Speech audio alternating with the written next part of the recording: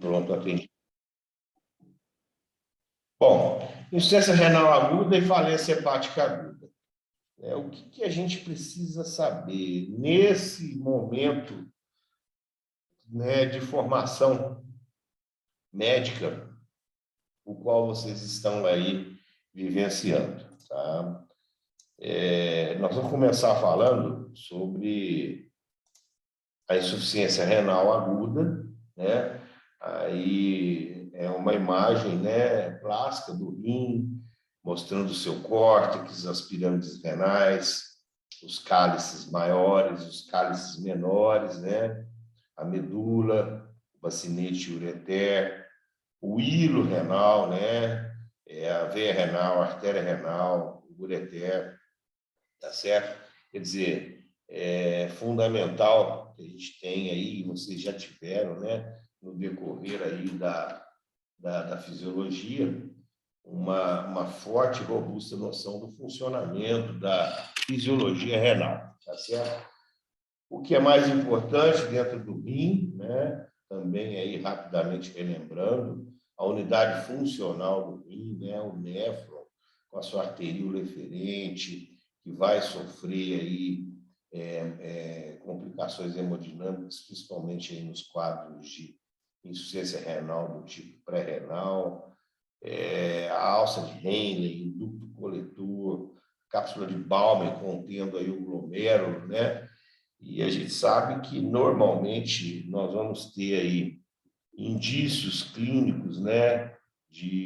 Nós vamos ter aí indícios de falência renal, tá certo? A partir daí da perda de aproximadamente 50% dos néfrons, né? E para tal, a gente sempre vai, né, ter possibilidade e a capacidade de fazer a estimativa da taxa de filtração glomerular, tá bom? Ela é definida como a capacidade renal de depurar, de filtrar uma determinada substância, tá? Que é expressa como um constituinte do volume do plasma e que pode ser completamente depurada, tá bom? Normalmente, só para relembrar, 120 ml por minuto é a taxa de filtração glomerular, tá? Onde, como resultado final em termos de metabolismo, né? Final de proteína, tá certo? São exatamente depurados. Existe uma filtração seletiva, prevenindo principalmente a perda de solutos específicos, como proteína. Quantas e quantas vezes nós vamos nos deparar aí, nós nos deparamos com pacientes extremamente edemaciados, apresentando aí uma proteinúria, né, considerável num simples exame de urina, tá certo? Quer dizer, então é fundamental também essa capacidade seletiva de depuração e de reabsorção, tá certo? De determinados produtos fundamentais para o organismo, tá bom? Então, essa taxa de filtração glomerular nós vamos discutir ao longo do tempo a maneira como nós conseguimos estimá-la. Aqui só relembrando também, né, esses quatro primeiros slides, basicamente aí é um bate-volta no tempo, na época da fisiologia, para realmente a gente entrar aí no cerne da discussão, que é a insuficiência renal. Aqui nós temos um processo de ultrafiltração na cápsula de Bowman, tá certo? Ela entra pelo tubo proximal, onde vai ocorrer difusão e secreção, né? Existe a formação de uma urina isosmótica, tá bom? Logo em seguida, né, de forma bem resumida, passando pela alça de Henle, nós vamos ter aí uma permeabilidade elevada, passiva ao sal, nós vamos ter uma baixa permeabilidade passiva à água, tá certo? Entrando já, né, no túbulo distal, nós observamos aí uma elevada, tá certo? Uma elevada movimentação no que diz respeito a reabsorção de cálcio, de sódio, secreção de potássio, secreção de prótons de hidrogênio, a própria secreção de bicarbonato, tá bom? Até chegar no ducto coletor, aonde sódio com permeabilidade, ureia com permeabilidade passiva, ambos passivas baixas, são realmente aí excretados ou reabsorvidos, né? A água também é excretada e ela depende aqui sim da ação do hormônio antidiurético. E a urina vai então, né, de um início aonde ela é isoosmótica, ela sai, né? Ela vai variar de uma hipotonicidade a uma hipertonicidade. Então, assim, basicamente isso aí mostra, né, resume assim, em pouquíssimas palavras aí toda a patologia renal, tá certo? Como eu havia dito, né, anteriormente, a taxa de filtração glomerular, tá bom? Ela sempre, né, inevitavelmente, ela vai ter os seus valores reduzidos frente a uma redução no número de néfrons, tá? E essa redução, ela tem inúmeras causas, levando inevitavelmente também a instalação de uma doença renal crônica, tá? Porém, essa redução pode ser transitória, pode ser passageira, frente a determinadas doenças agudas, né? As quais, inclusive, vão nos ajudar aí a dividir e classificar a insuficiência renal. Mas dentre essas doenças, né, agudas e ou de origem de ingesta exógena, nós vamos ter aí, nas doenças, principalmente a sepsis, o choque séptico, as alterações hemodinâmicas relacionadas ao choque circulatório, tá bom? A presença e o desenvolvimento, né, de quadros de rabdomiólise, tá? Hipotensões prolongadas, nefrotoxicidade, principalmente aí de classes medicamentosas, como os anti-inflamatórios, como determinados antifúngicos, como determinados antibióticos, tá certo? Tudo isso pode levar a uma diminuição crônica continuada da taxa de filtração glomerular, aonde o epílogo, né, desse doente vai ser a doença renal crônica com a terapia renal substitutiva hemodiálise ou alterações agudas, né, com perda da capacidade funcional de forma temporária decorrente dessas outras doenças, tá bom? Então, nós temos que encarar a insuficiência renal, né, como crônica e aguda. A cronicidade da doença vai ser um capítulo à parte, que vocês vão estudar em nefrologia, e comigo aqui, né, realmente a insuficiência renal aguda, né, decorrente de uma injúria, decorrente de uma doença que, né, como já dei os exemplos no slide anterior, acabam acometendo os rins.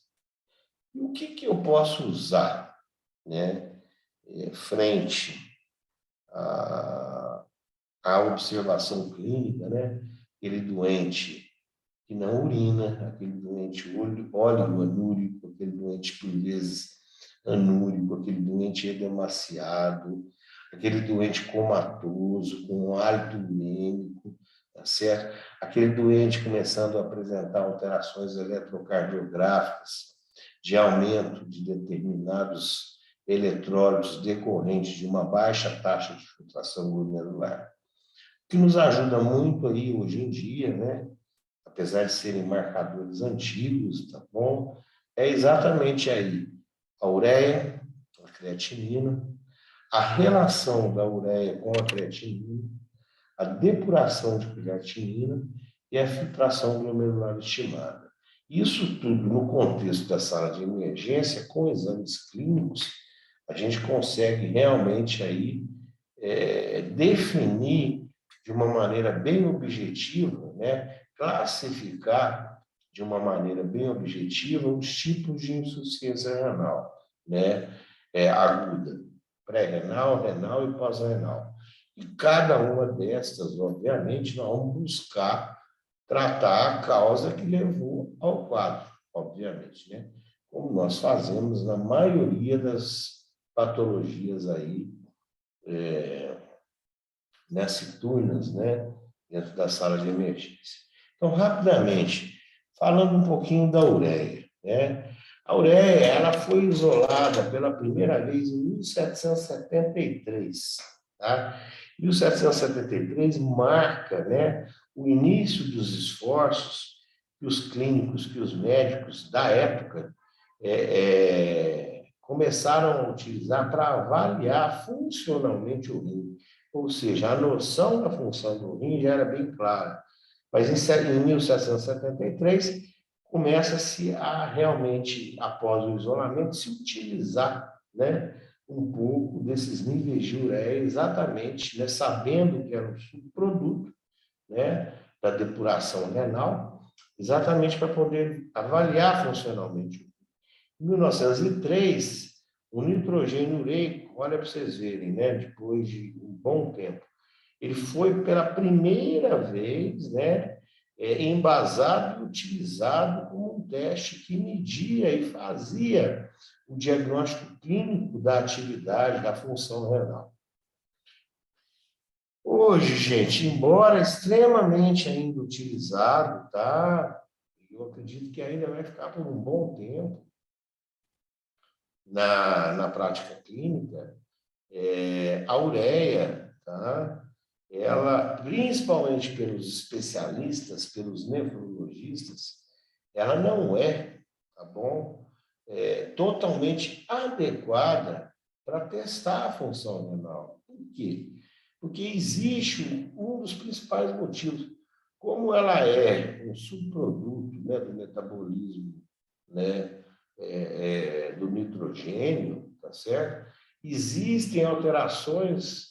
Às vezes você pode de manhã medir a ureia, ela está lá com 70, depois do almoço ela caiu para 35, à tarde ela já vai para 48. Existe uma variabilidade no valor da ureia muito grande durante o dia, tá? Além de outros fatores aí um pouco mais complexos que não são inerentes à nossa discussão de hoje e podem alterar esse valor. Mas, mesmo assim, tá certo? Ela ainda não, a ureia não deixa de ser um marcador, né, de avaliação da capacidade renal. Como eu disse, ela não é produzida constantemente durante o dia e a sua concentração sanguínea, né, igual eu falei, de manhã, de tarde, à noite, ela vai variar muito frente a determinadas situações, como, por exemplo, a quantidade de ingestão proteica, atual, direta ou aquela acumulada, presença de sangramentos, principalmente no trato gastrointestinal, o uso de determinados medicamentos com poder nefrotóxico, tá certo? Podem variar a ureia, os valores. E, obviamente, essas variações podem falsear quadros aí de insuficiência renal. O estado volêmico do paciente também ele é fundamental no sentido de variabilidade dos valores da ureia, né? Quando, né, essa volemia do paciente ela está deprimida, depleta, diminuída, tá certo? Em relação ao extracelular, tá certo? Ela vai dar um determinado valor. Ela pode diminuir na vigência da expansão de volume, né? Aquele paciente previamente desidratado, você faz um incremento volêmico, aquele paciente em choque distributivo, do tipo séptico, você faz aqueles 30 ml de cristalóide, tá certo? Isso aí também vai alterar o valor da ureia, vai clarear essa ureia, tá? Ou, às vezes, doenças neuroendócrinas, né? Ou por insuficiência adrenal, tá? Que vão trazer aí secreções inapropriadas do hormônio antidiurético, tá? Então, assim, Inúmeros são os fatores que causam a variabilidade nos valores encontrados em ureia. Tá? Não é, portanto, um marcador fidedigno. Porém, né, ainda hoje, e eu acredito que ainda por um bom tempo, vai ser utilizado como base, como o norte, como estrela de guia noturno para um marinheiro em mares perdidos, né? Um outro marcador que nós temos, né, parceiro, a gente sempre pede, né? Pede-se ureia barra creatinina. É a creatinina, certo? Este já é um marcador um pouco mais específico. A creatinina é um produto, aí está aí a sua fórmula, né, do lado direito, é o produto da degradação da fosfocreatina, a creatina fosforilada, né, do músculo. Geralmente ela é produzida em uma taxa constante. Opa, isso aí já me traz um horizonte melhor do que a ureia. Enquanto a ureia sofre uma variabilidade, né, de interferência de fatores externos e internos, modificando seu valor no decorrer do dia, a creatinina normalmente ela tem uma taxa constante relacionada, tá certo? Com aí a massa muscular, tá? Portanto, essa variabilidade da creatinina ela é diretamente proporcional à massa muscular da pessoa. Quanto maior a massa muscular, maior a taxa. É muito comum, tá? Às vezes, quando a gente está aí fazendo algum atendimento no departamento de emergência, chegam aí aqueles jovens, né? Ou aquelas jovens mais marombados, mais fortes, atletas, né? Que têm uma massa muscular maior, às vezes na primeira aferição de creatina, você vê valores aí que superam aí 1,30, 1,35, mas não significa que normalmente esses pacientes eles estão na vigência do desenvolvimento de um quadro de falência renal, tá? Mas a creatinina, certo? Ela, em função disso, em função dessa grande correlação com a massa muscular, tá? Obviamente, nós vamos o quê? Esperar valores maiores em homens. As mulheres e os idosos vão ter valores mais baixos. A creatinina vai ter valor, então, de excreção constante, praticamente o dia todo. É um exame barato, é um exame de simples execução, tá certo?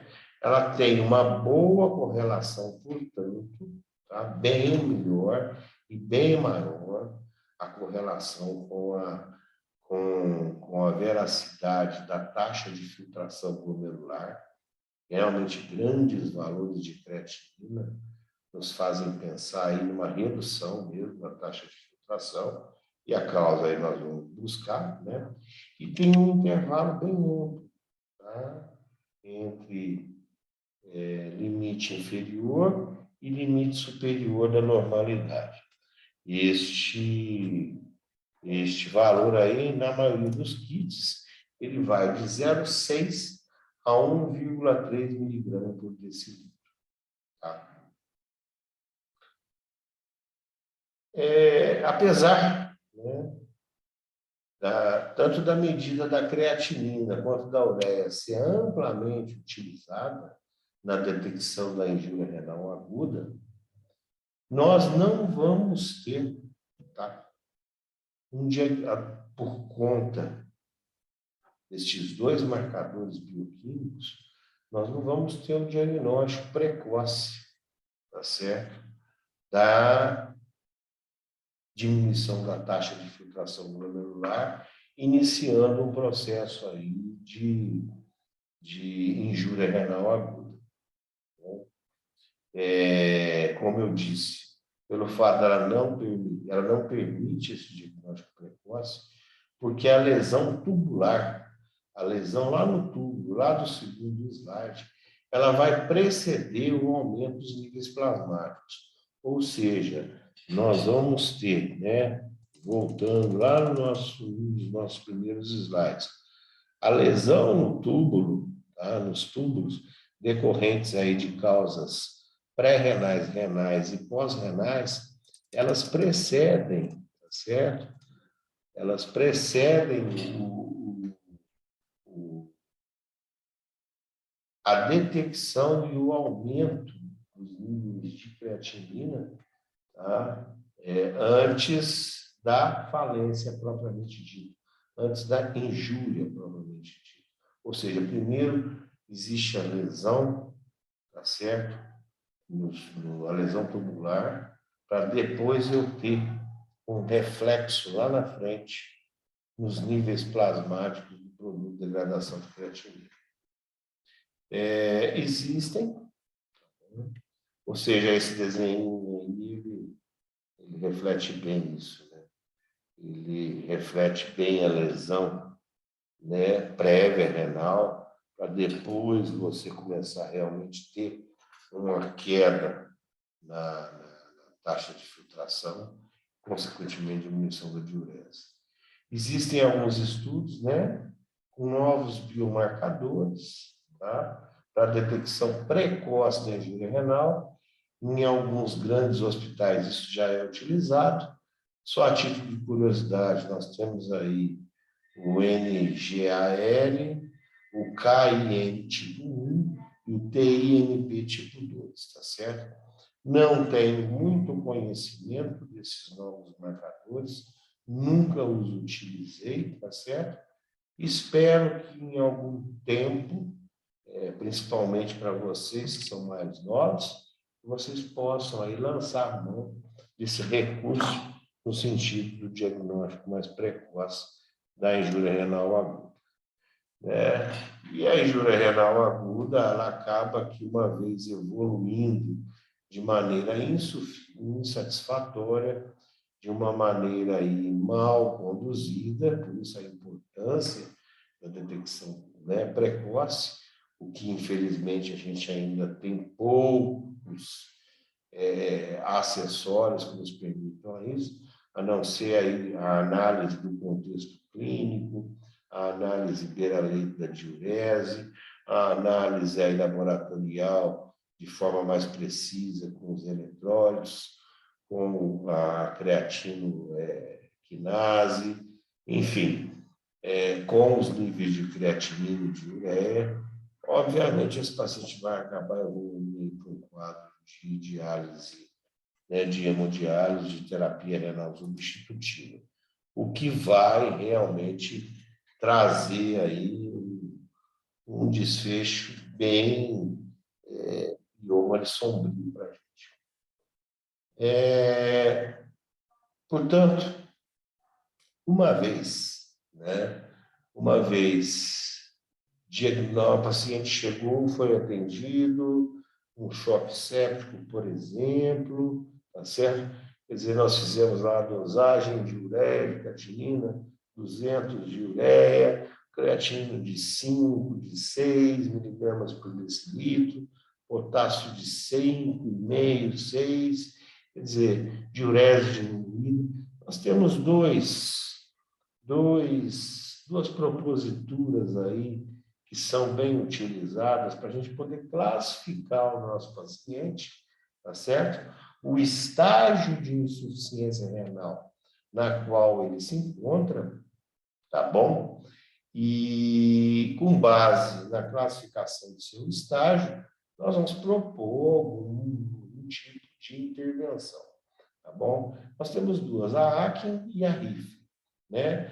A RIF, ela deriva do inglês Risk, Injury, Failure, Loss e End Stage Kidney Disease, certo? Quer dizer, o estágio final da doença.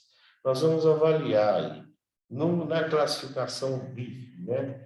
Por exemplo, suponhamos que na classificação RIF ele esteja na quadro de injúria, tá? De injury, né? E nós vamos observar no critério de taxa de filtração glomerular. Lembrando, né, que tanto o RIF como o Akin, né, eles vão se utilizar de creatinina e de débito urinário. Apesar de tudo isso que eu coloquei no início, mas a gente ainda utiliza e você pode utilizar. Tá? Por exemplo, num quadro de injúria, nós vamos observar que esse paciente ele tem um aumento de 2 vezes os níveis basais de creatinina relacionados à admissão. Ou ele vai apresentar uma diurese menor do que 0,5 ml por quilo por hora em 12 horas. Tá certo? Se ele, por exemplo, está aí na Ferrory, ele vai ter aí uma creatinina 3 vezes maior, com uma diminuição de 75% na taxa de filtração glomerular, nós vamos aprender a estimar, tá?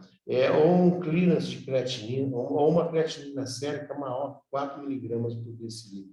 Esse doente nosso, por exemplo, ele já estava com uma creatinina de 6, eu falei, né? E a diurese praticamente vai cair para metade do fisiológico. A gente sabe que o fisiológico vai ser o quê? 0,5 ml por quilo hora, tá certo? Nas 24 horas. Nesse caso, por exemplo, o paciente já vai estar com uma diurese menor que 0,3 ml por quilo hora nas 24 horas. Ou até mesmo por sono com anúria. Então, lembrar da proposta de classificação, isso é importante que vocês saibam, tá certo? Até mesmo para passar o caso, né? Para poder solicitar a avaliação do nefrologista. E a outra proposta classificatória, né? É o ACIN, tá certo? Que é o Acute Kidney Injury Network, né? Para insuficiência renal aguda. Aqui, no caso, nós usamos palavras como no RIF, nós usamos uma gradação que vai do 1 ao 3, tá bom? Normalmente, né, esse paciente, quanto maior o valor da gradação, maior a gravidade da doença, ele também se utiliza de critérios de creatinina e de débito urinário, e eu particularmente prefiro utilizar o ACA, tá? Eu acho ele mais simples de ser avaliado à beira de leito. Por exemplo, você pega o estágio 1, é aquele paciente que tem uma creatinina sérica maior ou igual a 0,3, tá? miligramas por decilitro, e com um aumento de 150% a 200% do valor basal. Ou seja, esse paciente entrou hoje, ele tinha aí uma creatinina de 0,3, passaram-se 2, 3 dias, ele, de repente, ele aumenta aquela creatinina em 2 vezes. Ele vai lá para 0,9, vai lá para 0,6, por exemplo. Tá certo? O que acontece? Associado a uma diminuição no débito urinário nas últimas 6 horas. Então, por exemplo, ele chegou com 0,3, 2 dias após, e estava urinando 0,5 ml por quilo hora. Tá certo? Ele passou, por exemplo, a urinar 0,5 ml por quilo hora só pelas últimas 6 horas, tá certo? Por um período somente de 6 horas, intercalou períodos aí de urigúria e de anúria, e teve um aumento da creatinina. Esse é o estágio 1. O estágio 3, por exemplo, que é o pior, você tem uma elevação sérica maior que 300%, então, aquela creatinina que era 0,3, ela foi para 0,9, tá certo? Ou uma creatinina com valor maior de 4 miligramas por decilitro, tá? Porém, com um aumento agudo de pelo menos 0,5 miligramas por decilitro entre a última dosagem e a dosagem atual. As antes que ele estava com 0,4 na admissão, passaram-se aí 2 dias, ele foi para 0,9. Tá bom? Quer dizer, ele aumentou agudamente 0,5 miligramas. E está urinando menos que 0,3 ml por quilo hora nas 24 horas. Felizmente, pessoal, isso a gente tem que saber, tá certo? Eu sugiro para vocês aí que guardem bem a Akin, eu acho ela mais tranquila, mas o emergencista, o intensivista, ele tem que ter uma forte noção de que aquele paciente, como nós não temos marcadores precoces, né? Que aquele paciente aí, ele está entrando, né, no quadro de insuficiência renal. Frente a isso, né, sociedades que cuidam, né, que estudam a nefrologia, os estados aí de insuficiência renal aguda, insuficiência renal crônica, eles criaram, né, fizeram uma associação entre o RIF e o ACIN, tá, e criaram o KIDNEY, né, criaram o KIDCO. O que vem a ser o KIDCO? doença renal, né? Improving Global Outcomes, tá certo? Aonde um fluxo com essa mistura, né? Esse mix de rifle e de Akin, eles chegaram à seguinte conclusão: o kidney, né? O kidney ele vai trabalhar também com a creatinina sérica e o fluxo urinário. Ele vai ser colocado em 3 estágios, tá certo? Por exemplo, no estágio 2, você tem um aumento de 2 a 2,9 vezes a creatinina de base e uma diminuição da taxa de filtração glomerular, levando a um volume, a um débito urinário menor do que 0,5 ml por quilo por hora por 12 horas. Quando ele está em 1, são as últimas 6 horas. Quando ele está em 2, são as últimas 12 horas. Quando ele está em 3, são as últimas 24 horas, porém com uma queda no valor de 0,5 para 0,3 ml. E os aumentos basais de creatinina, elas vão variar do 1 para 3 entre 1,5 até 3 vezes o valor de uma creatinina. Tá? Então, assim, guardem o acne, revejam e deixem, né, bem suportado, né, na mente de vocês, na memória, o quídigo, tá? Vocês não vão passar aperto em enfermaria, vocês não vão passar aperto em sala de emergência, quando estiverem discutindo aí a questão da insuficiência renal. Então, assim, fisiologicamente, tá? A reserva renal, ela vai determinar a elevação da creatinina, como eu disse anteriormente, com uma perda de 50% dos néfrons. Rifle, Akin e Quídio vão precisar sempre de alterações do valor de creatinina e do débito da diurese, tá? Eu acho que isso ficou bem claro para vocês. Portanto, o diagnóstico, hoje em dia, à beira de leito, tá, da insuficiência renal aguda, ele sempre vai ser retrospectivo e nunca vai ser precoce. Por enquanto, ou seja, enquanto nós não dispusermos de marcadores que nos deem a predição do desenvolvimento de uma insuficiência ou de uma injúria renal aguda, tá? Então, guardem isso. Eu gosto desse slide por conta disso. O diagnóstico de IRA ele é retrospectivo. Ele vai se fundamentar naquilo que aconteceu no passado, não naquilo que pode estar engatilhado para acontecer. Tá bom?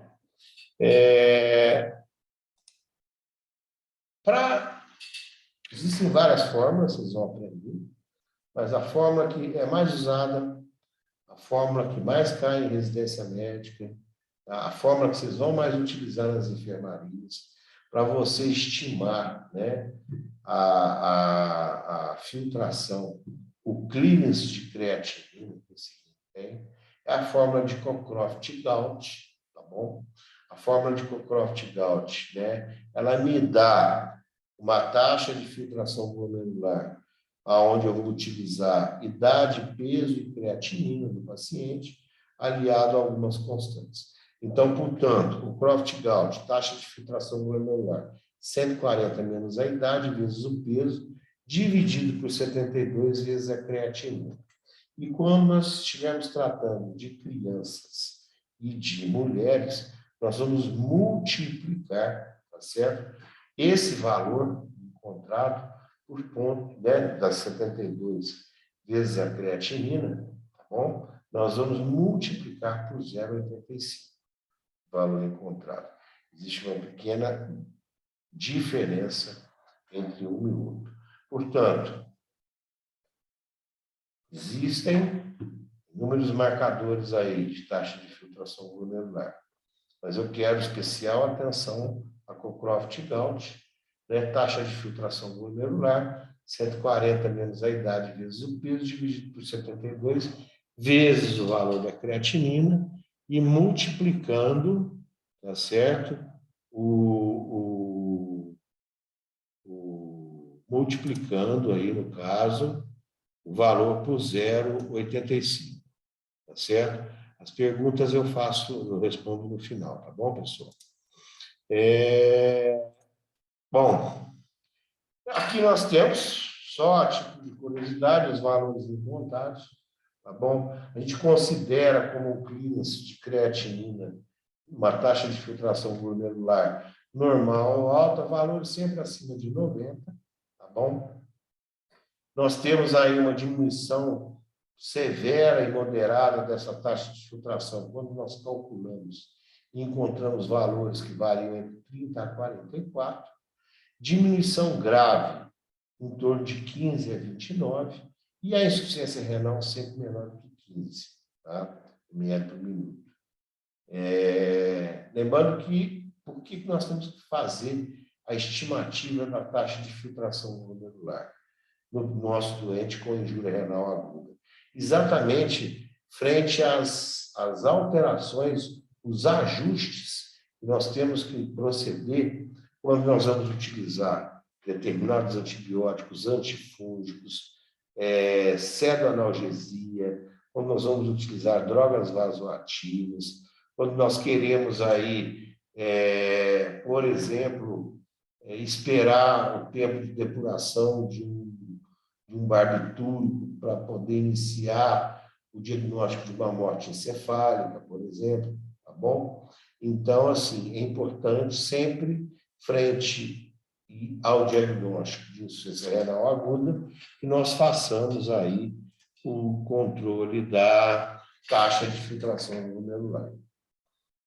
Principais causas, né? Depois dessa introdução, né, que eu acho muito importante, insuficiência renal é realmente um bate-papo de conhecimento, onde a gente mescla patologia com fisiologia, com fisiopatologia, né? Então, ela é um síndrome, né, gente? Um conjunto de sinais e sintomas que vão caracterizar determinada doença. Principais causas: hipoperfusão renal, os choques, por exemplo, os estados hipovolêmicos, a sepsis, né, levando a quadros de necrose tubular aguda, as próprias necroses, né, grandes queimaduras, decorrentes aí da rabdomiólise, a rabdomiólise em si, especificamente, decorrente aí de degradação intensa de fibras musculares, seja por esmagamento, seja por exercício físico extenuante, né? Alterações tubulares agudas, que inclusive nós vimos que precedem, né, o aumento da creatinina. Essas são algumas das causas, tá certo? Onde nós observamos causas diretas que podem realmente levar ao declínio, tá bom, da função renal. Eu queria deixar para vocês aí registrado duas síndromes, né, que vocês vão ter contato na enfermaria, no dia a dia. Síndrome hepatorrenal e a cardiorrenal, o próprio nome diz que são quadros de insuficiência renal, tá, decorrentes de alterações primárias, seja no fígado, no caso da hepatorrenal, seja na cardiorrenal, seja no coração, no caso da cardiorrenal. Existem critérios diagnósticos para a síndrome hepatorrenal, isso a título de curiosidade, que eu não vou me alongar nisso aqui, tá? Mas normalmente o indivíduo tem que ter uma doença hepática aguda ou crônica, tá? A função renal prévia tem que estar, ele não pode ter nenhuma doença renal prévia, tá bom? A partir do momento que essa doença hepática aguda, ela começa a elevar uma creatinina acima de 1 miligrama, na ausência de qualquer outra causa de doença renal, tá? A gente já pode começar a pensar, né, em insuficiência, em síndrome hepatorrenal. Nós vamos corroborar exatamente aí a presença da hepatorrenal quando nós não temos melhora da função renal após a expansão do volume com a albumina intravenosa. Por que a albumina intravenosa, gente? O que acontece? pela ação coloidosmótica. Ela tira do extra, joga, tá certo?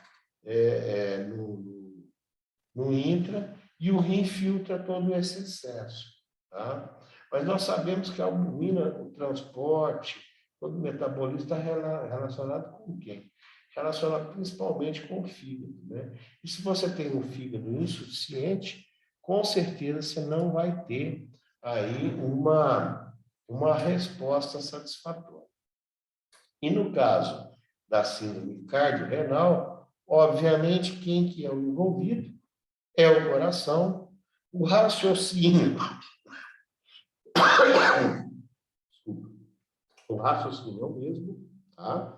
Para a questão aí da hepatorenal. Você tem aí uma doença cardíaca, tá certo? Essa doença, seja por insuficiência cardíaca, por isquemia, por hipóxia, por tóxicos, por endotoxinas, enfim, uma série de alterações levam a uma disfunção importante da função aí do coração, que vai acabar acarretando um baixo fluxo lá naquela artéria referente, tá? Associado a algumas doenças de base, como diabetes, amiloidose, vasculite, sepsis, levam a um quadro de insuficiência renal. Existe toda uma classificação para a síndrome cardiorrenal, mas não é o nosso objetivo, tá? O nosso objetivo realmente é a injúria renal aguda, tá? Como eu falei, nós temos 3 tipos para classificar a insuficiência renal aguda. A insuficiência renal aguda pós-renal, a renal e a pré-renal, tá?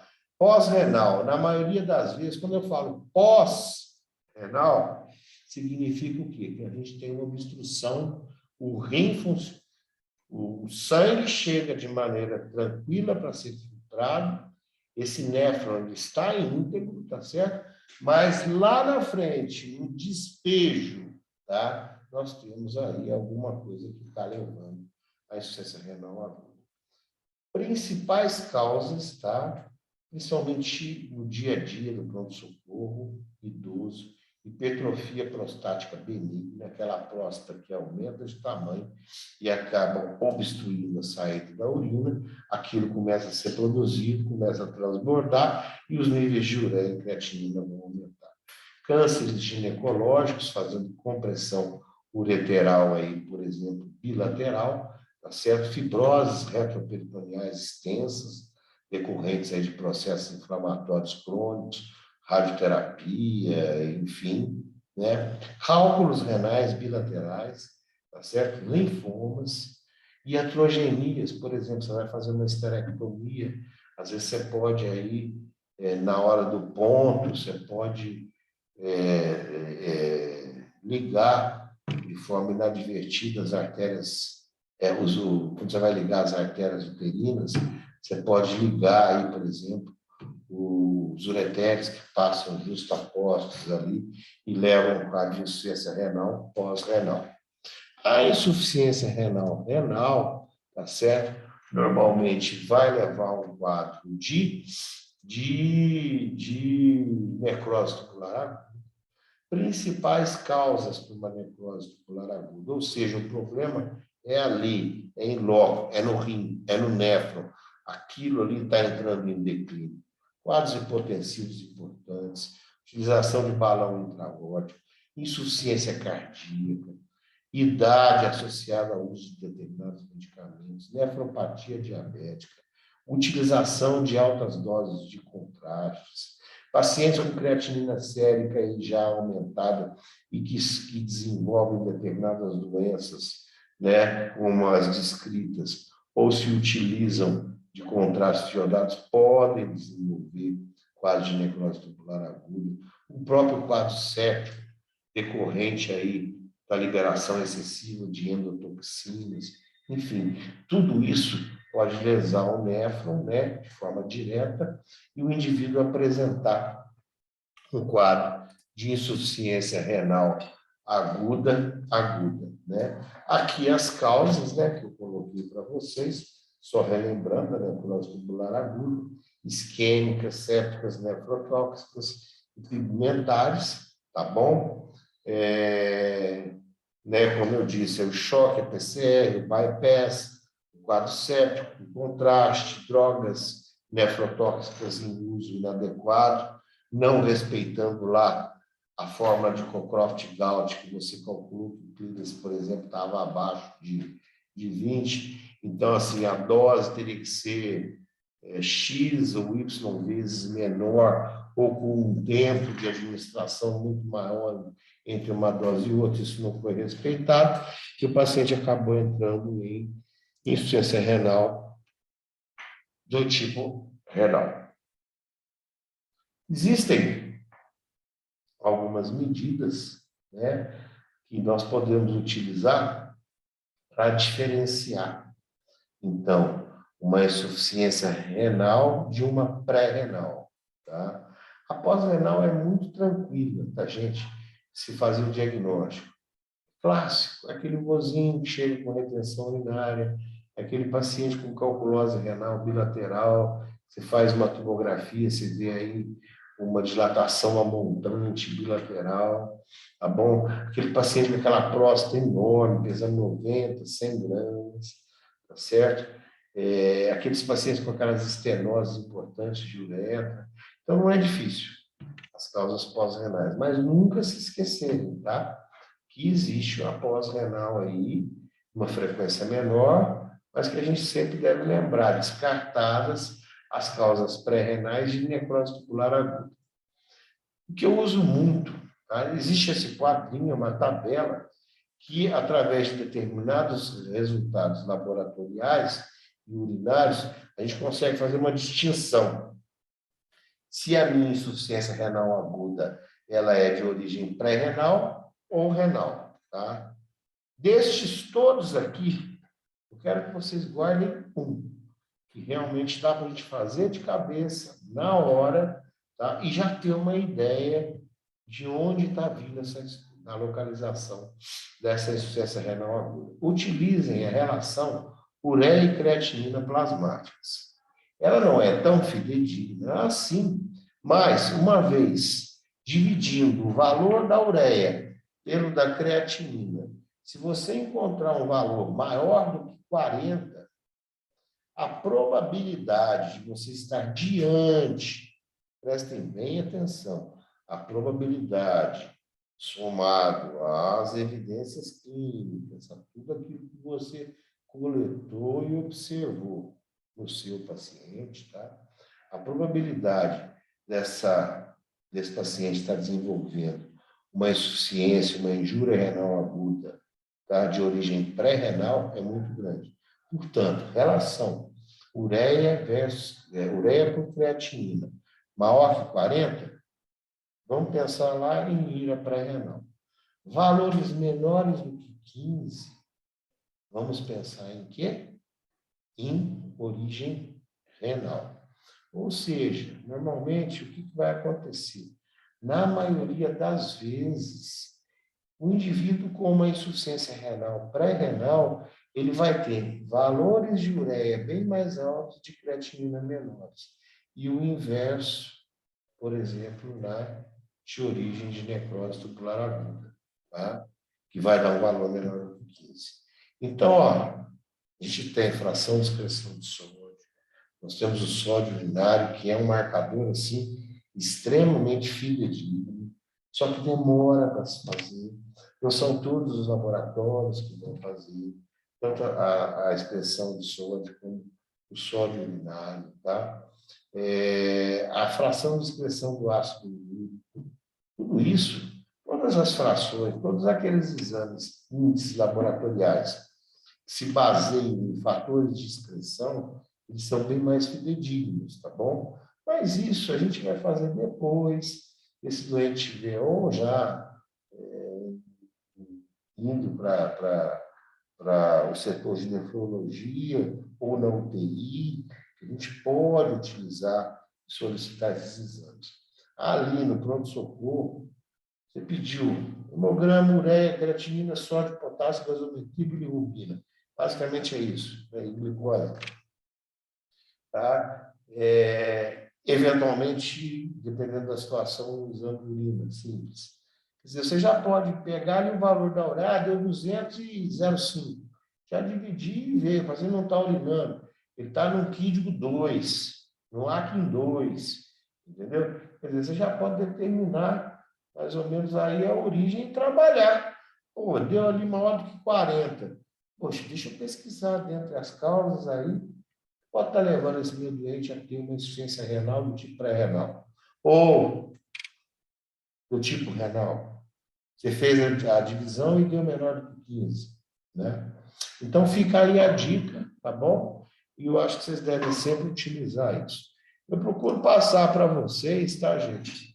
Alguns pulinhos do gato que a gente vai aprendendo no decorrer aí desses quase 30 anos de atuação, né?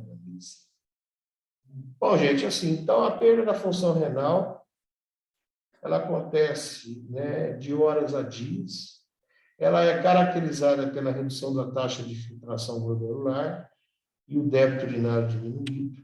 Ela vai ocasionar retenção de escórias nitrogenadas, distúrbios hidroeletrolíticos e ácidos básicos. Principalmente esses dois últimos, né? Vamos nos lembrar que os distúrbios hidroeletrolíticos, nós vamos ter alterações importantes aí na insuficiência renal aguda, relacionadas com potássio, principalmente. Nós vamos perder aquela compensação renal secundária, tardia, que a gente tem para a compensação dos distúrbios ácidos básicos, tá certo? Ou seja, a gente realmente não pode deixar o nosso paciente, né, desse jeito. Frequentemente, a insuficiência renal, como eu disse, ela é ólico ou até mesmo assintomática. Quando o doente começa a manifestar alguma coisa, ele já está entrando aí num quídico 3, num ACIN 3, tá certo? Já praticamente anúmico.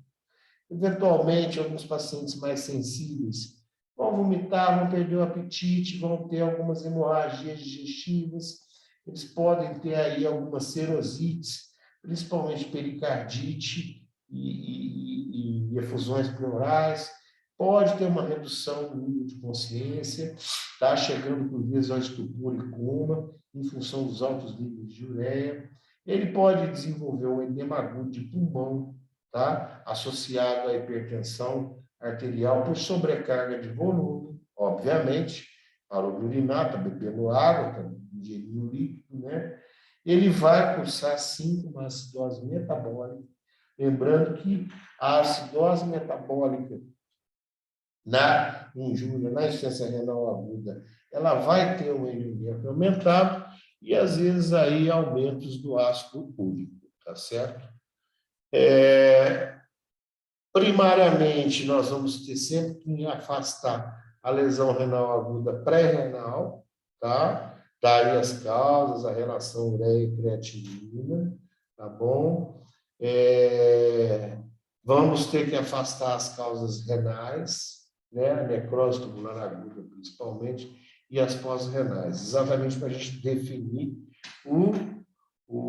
a nossa meta de tratamento, tá certo?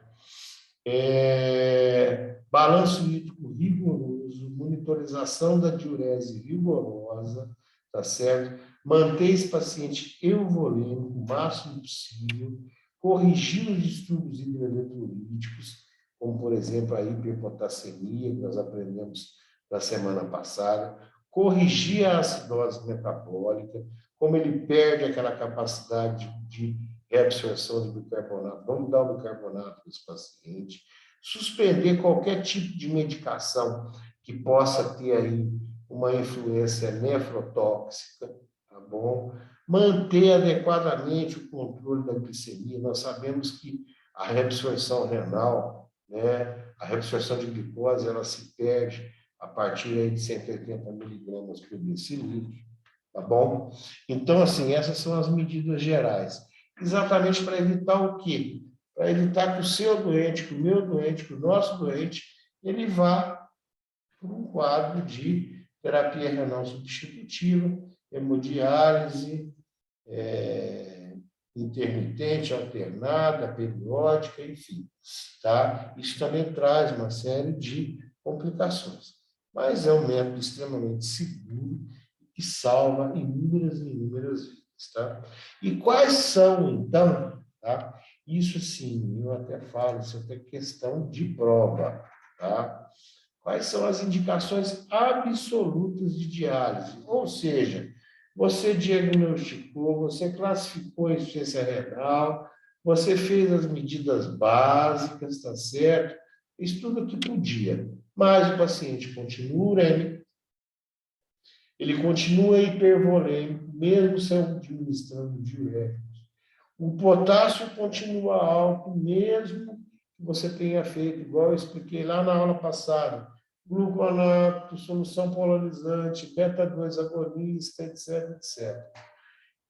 Ele mantém a acidose metabólica, mesmo a gente administrando bicarbonato. Ele tem uma hipercalcemia, tá? Ele tem um Chernostec, ele tem um Trousseau, tá certo? E ele, por exemplo, fez uma intoxicação medicamentosa grave, tá? Lá em toxicinas, o E1, intoxicação por álcoois, estão lembrados? Tá certo? Etileno glicol e metanol, ou acidose lática pela metformina e uso do lítio, tá bom? Estes são os pacientes que vão ter que realmente caminhar e vão ter indicações absolutas de diálise. Por que eu falo que isso é importante? Para vocês não postergarem, gente. Porque, por vezes, a diálise precoce faz aquele rim que está danificado parar um pouquinho, ter tempo de respirar, entre aspas, né? Ter tempo de se regenerar e readequar suas funções. Você não mantém esse doente ou transformar o seu doente em um paciente renal crônico. Então, essas são as indicações, tá? Isso era o que eu tinha para falar em relação à insuficiência renal aguda, tá bom? Rapidamente, eu vou tecer algumas considerações para a insuficiência hepática aguda, tá? É bem mais rápido, tá? Apesar de ser um tema bem abrangente, tá bom? E de grande importância, mas vocês no galgar aí do curso, vocês vão ter maiores informações.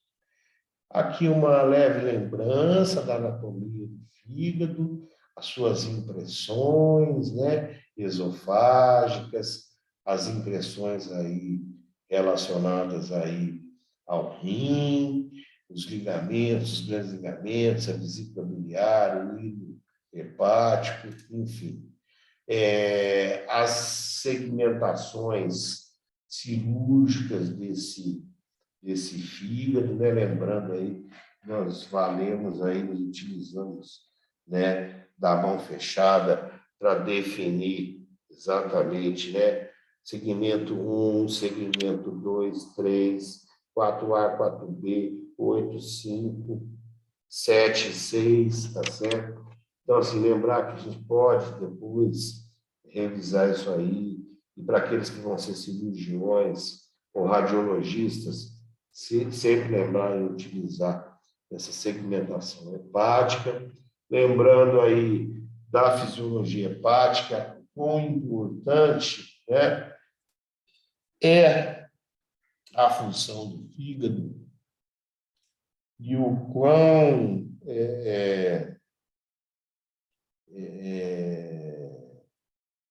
importante também é a ausência na disfunção, a ausência do fígado no que diz respeito à síntese proteica, né? Questão do fibrinogênio, da protomina, das lipoproteínas, a secreção de bile na sua função exógena, né? Os metabólitos de reserva, como o glicogênio, as gorduras neutras. O metabolismo expressado pela gliconeogênese, lembram lá cetoacidose diabética, estados hiperosmolares, hiperglicêmicos, na desintoxicação e neutralização decorrente principalmente aí, né, do excesso de amônia Ou seja, a insuficiência hepática ela pode, né, nos levar aí a uma série de alterações. A falência hepática aguda, ela é definida, ela é conceituada. Está aí, né, o clássico do paciente com uma insuficiência hepática, com uma falência hepática, tá? de cutis, né, amarelada, escleras amareladas, a icterícia realmente clínica do paciente, tá certo? A falência hepática ela é definida, então, portanto, como uma lesão aguda e grave. Grave em função de todas as funções que nós falamos aqui atrás, referentes à fisiologia, tá? Em pacientes que até então não tinham doença hepática prévia, tá? Sendo de muito ruim prognóstico. Laboratorialmente, é um paciente que vai exibir um índice normativo raio maior do que 1,5, lembrando que o INR faz parte da avaliação do coagulograma quando nós avaliamos TAP, que é TPA, tá? E tem uma incidência muito mal definida, tá bom? A falência hepática aguda, ela leva a deficiência funcional grave do fígado, só que as consequências se espalham por todo o corpo, porque o metabolismo hepático ele é ímpar, ele é extremamente importante para várias funções, como nós vimos, né? Aqui, muito rapidamente, alguns exemplos de possíveis etiologias, né? Os quadros aí das falências hepáticas agudas, para as inflamações, para as hepatites agudas, os vírus da hepatite, obviamente, alguns outros vírus, como o citomélio, o Epstein-Barr, a herpes, a febre amarela, alguns medicamentos, a hepatite autoimune, alterações no cobre, na doença de Wilson, do ferro, da hemocromatose. Sempre lembrar de doenças de depósito, cobre e ferro, Wilson e hemocromatose, frente a um doente com uma icterícia de etiologia esclarecida. Obstruções biliares agudas. Dois exemplos, vocês devem estar tendo clínica cirúrgica. Vão ter clínica cirúrgica, né? Aliás, é que eu confundo as duas turmas. As colangites, escoletocolitias, tumores de papila, tá? Distúrbio no metabolismo de lipídios, excesso de uma lipidemia importantíssima. As neoplasias, né? Obviamente, que vão levar aí a quadros obstrutivos intra-hepáticos, e agentes tóxicos, né? Que podem, aí, por sobrecarga de metabolismo hepático, acabar sobrecarregando a função hepática. Isso tudo leva ao quê? A incapacidade de metabolização de substâncias endógenas, aumentos nos níveis cerebrais do ácido gama-aminobutírico, portanto, o paciente começa a ficar mais comatoso, tá certo? Alteração do metabolismo do hidrato de carbono, esse paciente vai sempre ter hipoglicemia de repetição, tá certo? Esse paciente vai ser um paciente hipoalbuminêmico, ele vai ter uma tendência a edema, albuminas menores do que 2, do que 1,9, do que 1,8. Os fatores de coagulação vão estar alterados, o paciente sangra facilmente, ele tem equimoses pelo corpo, tá certo? Provavelmente esse paciente ele vai ter aí quadros infecciosos mais exacerbados, decorrentes da liberação de citocinas, né? Aonde graves essas citocinas elas vão acabar levando a quadros aí de um arrefecimento, de uma acomodação vascular maior, levando a um quadro de hipovolemia grave. Síndrome hepatorrenal, aquele rim que era bom, decorrente aí de alterações hepáticas, ele começa a funcionar de maneira inadequada, ou seja, né, o quadro clínico ele é as manifestações clínicas elas são extremamente variadas, tá? O quadro clínico ele segue, né, uma certa sequência. Inicialmente, você tem sintomas leves e inespecíficos, por vezes uma icterícia leve, uma hepatomegalia, às vezes não dolorosa, pequena. Posteriormente, você pode começar a evoluir para quadros de hipoglicemia e alterações comportamentais, tá? Hipoglicemia por conta das alterações metabólicas relacionadas à disponibilização de glicose imediata. Alterações comportamentais, porque você perde a capacidade de depuração da amônia, levando a uma encefalopatia por excesso de amônia. Obviamente, cai o nível de consciência, alimenta-se menos, fica mais sonolento e irritável, tá certo?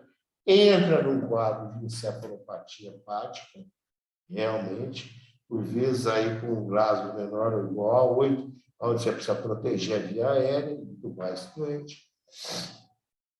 Vai, invariavelmente, desenvolver quadros de coagulopatia, e aí vem todo aquele arsenal clínico de achados de exame físico, com bradicardia, hipertensão, aumento da pressão intracerebral, edema, hemorragias, inerentes aí à evolução da maioria das doenças graves. Tá certo? O que nós vamos usar em termos de tratamento? Não tem diálise, não existe diálise hepática, não tem como você dar um descanso para esse fígado. Você vai ter que buscar a causa, identificar a causa, e ter uma gradação assim, muito específica ao nível de pronto-socorro. Tá bom? Então, o que nós vamos fazer? Nós temos que prevenir. Chegou, existem indícios de falência hepática aguda, a gente tem que prevenir aquilo que pode ser assim, o divisor entre esse paciente evoluir bem e evoluir mal, que seria a encefalopatia hepática. Tá? Você tem um excesso de amônio de toxinas, você inibe ainda mais o GABA, tá? Isso leva a um aprofundamento, a um rebaixamento ainda mais do nível de consciência, tá? E o indivíduo entra em encefalopatia hepática. O que nós vamos fazer? Basicamente, reduzir o que nós temos, tá? Bom, professor, mas é o que nós temos. Nós vamos reduzir a produção e a absorção de produtos nitrogenados. Então, vai ter dieta específica, tá bom? Que a nutricionista vai desenvolver para vocês. Nós vamos usar laxantes, fazer flits, enemas, para esterilizar toda a flora intestinal, porque a gente sabe que existe uma produção contínua de amônia pelas bactérias, pelos germes, né, inerentes da flora intestinal. Vamos usar metronidazol, tá? Que é um antimicrobiano específico aí para anaeróbios, eventualmente neomicina, tá? Que é um antibiótico que também tem esse poder, exatamente para a gente tentar anular a causa base e tentar evitar que esse paciente evolua para encefalopatia hepática. Nós dividimos ela em 4 graus, tá? Vai do grau 1 ao grau 4. Quanto mais aprofundado for o grau, quanto mais avançado for o grau, maiores são as complicações que esse doente pode ter. O grau 1 começa com alteração no comportamento. No grau 4, nós temos já o doente comatoso, tá certo? No grau 1, pode haver sonolência ou euforia. No grau 4, ele às vezes nem responde a estímulos. Lembrando que no grau 2, nós sempre vamos ter, isso aí vocês devem ter, com certeza, estudado em semiologia, flapping, o Asterix, tá? Flapping, movimento das mãos, em torno de bater asas, e o Asterix, né? O tremor, tá certo? Está relacionado com alterações inibitórias e excitatórias do estímulo nervoso, frente a quadros de, principalmente, aí, aumento das toxinas, decorrentes da hiperamonemia, tá bom? Se a gente não consegue resolver isso na insuficiência hepática aguda, na falência hepática aguda, nós vamos incluir, normalmente, a única solução para esse paciente vai ser o transplante hepático, tá? Hoje em dia, né, guardem isso. Se você tiver diante, eu não vou me aprofundar aqui, tá?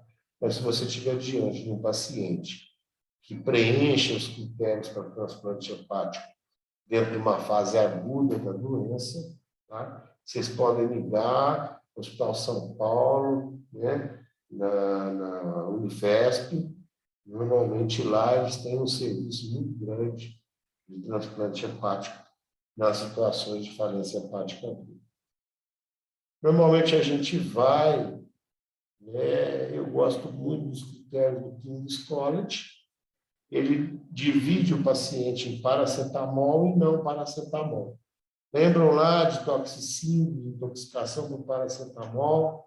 Então, se o paciente fez uso de paracetamol, além das evidências clínicas, ele tem que ter um pH menor que 7,3, ou seja, estar em acidose, e um tempo de protrombina maior que 100 segundos, tá? Lembrando que o TP aí no máximo até 12, e uma creatinina maior que 3,4, ou seja, já em situação de síndrome hepatorrenal. E uma encefalopatia grau 3 ou 4. Isso é uma indicação para transplante hepático, né, na fase aguda. E o não paracetamol, só um TP maior do que 100 segundos já indica. Tá? Ou 3 dos seguintes critérios. Etiologia desfavorável, hepatite não A, não B, no caso aí o alotano, que é um agente anestésico, tá? Ou um TP maior que 50, uma bilirrubina maior que 17,5 miligramas, tá? Mas, assim, isso é só para vocês saberem que existe esta alternativa, e, aliás, é a última alternativa que nós temos para o paciente com insuficiência hepática. O que eu quero que vocês guardem da falência hepática aguda? Uma vez diagnosticado, altamente sugestivo, evitar que o paciente evolua o quadro de encefalopatia hepática. Esse é o nosso dever enquanto emergencista. Tá? Já indicamos o metronidazol, o enema, a lactulose e, obviamente, as medidas gerais. E depois, a investigação das prováveis etiologias e a maneira como isso vai ser conduzido vai caber aí, principalmente, ao intensivista. Bom, gente, era isso que eu tinha para falar para vocês a respeito aí desses dois grandes temas, né? E, mais uma vez, enfatizando o setor de emergência como cerne das nossas discussões. Muito obrigado.